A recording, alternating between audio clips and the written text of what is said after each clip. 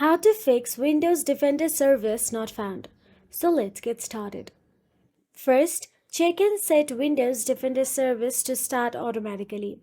Press Windows plus R to open Run. Type services.msc and click OK to open the Services app. And next, locate and right-click on Windows Defender service. Then select Properties. In the Properties dialog, click the Start of Type. Then click Apply and OK to save the changes. If this does not work, then modify the WinDefend register value. Press Windows plus R to open Run, type reset it and click OK to open Registry Editor.